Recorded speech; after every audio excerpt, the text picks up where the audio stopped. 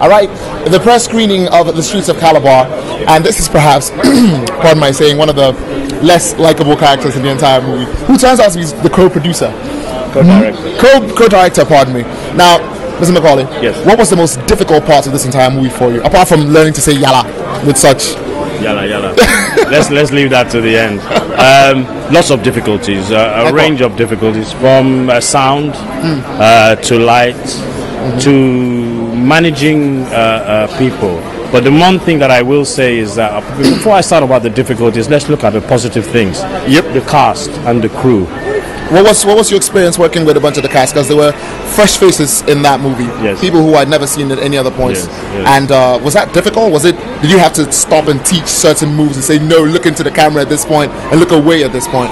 Well, you know, when Charles gave me the script and I read it, I knew it was rich with dialogue and it would take a lot of work to accomplish. So before going in, Charles and I sat down and we kind of like spoke together and decided what kind of look and what kind of light we would have and what kind of narrative we would have. So we already done a bit of work before we even got on set. Okay. Yes, we worked with, first of all, Rita Dominic, a darling. No problem there, you know. Obviously. She didn't. I didn't need to do anything. And she didn't mind being a cross-dresser in this piece. No, she didn't. Wale Ojo, Kepi Ekpeyon, Maynard, and of course names. Anthony Ofoebu. So at the end of the day, the work wasn't that difficult. The newcomers that came in, because we are firm believers in talent thrives through training together.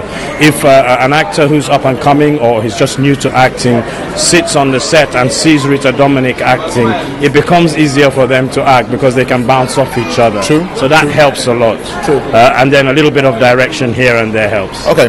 Now, The Streets of Calabar actually went. I mean, I'm from Cross River State, so I recognize a bunch of those landmarks.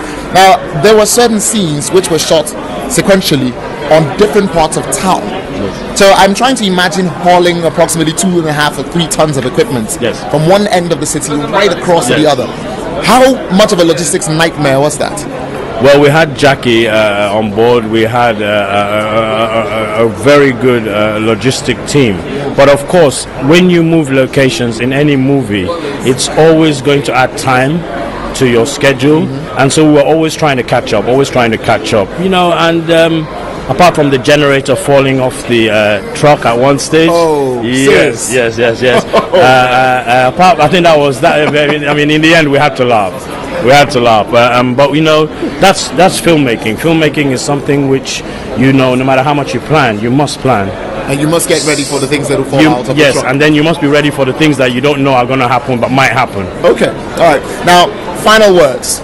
Streets of Calabar obviously is a success in terms of production, and I think the audience so far, I'm not going to name names, but I caught quite a few people wishing they were in the movie as well. Right. So the question is, what happens next for you? What are you doing after now? Well, first of all, I want everybody to go and watch Streets of Calabar. Definitely. Please, 21st of this month, all over Nigeria, Lagos, Abuja, Port Harcourt, Streets of Calabar. Please, go and watch it. Okay. What's next? Charles has some other projects, various projects in his pocket. I'm actually shooting a supernatural African horror thriller next month.